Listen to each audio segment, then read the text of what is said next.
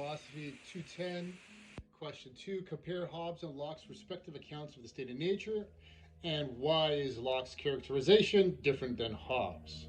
So the significance of the state of nature for Hobbes and Locke is that it underpins their theories for contractual social contracts and political theories, the justification as to why we have to obey the state. So what they have in common is that they both derived their concepts from the state of nature prior to the existence of the sovereign. That is about where we leave off, and they start differentiating. Hobbes describes man on the verge of being beast-like in the state of nature. He's ruled by his passions. There's a link between equality of people, and hostility, which of course has us ending up in a war of all against all, which is basically the state of nature. We're always competing with each other, either preemptively killing each other or after the fact of having some injustice done to us in our opinions.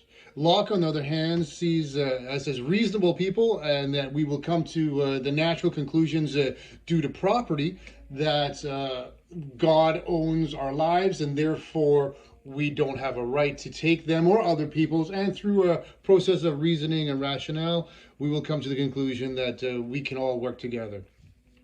We have inalienable rights, right to life, property, and God, even in the state of nature, whereas Hobbes finds us, we're completely amoral and we'll just have a license to do anything.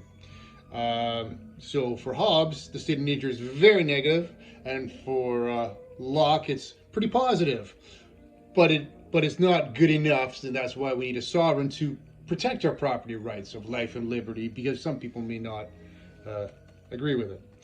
So,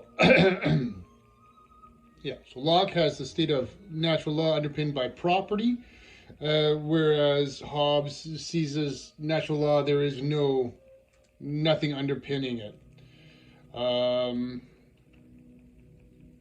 Human nature, yeah. So Locke, the man is a social animal, and according to Hobbes, we're not social animals. And for Hobbes, life of man in nature is short, brutish, brutal, and poor, with lots of fear and danger everywhere. And Locke, man would naturally make agreements amongst themselves, and they would honor and obey them because that's what our reason would tell us. So, how did they come to these different conclusions? Well, I think it comes from their different backgrounds and their experiences. Hobbes grew up, experienced the Civil War in England. He was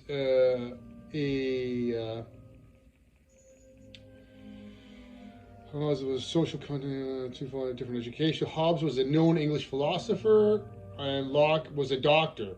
Oh, so Locke was way better off, it looks like, than Hobbes was. So he had much more pleasant upbringing, probably.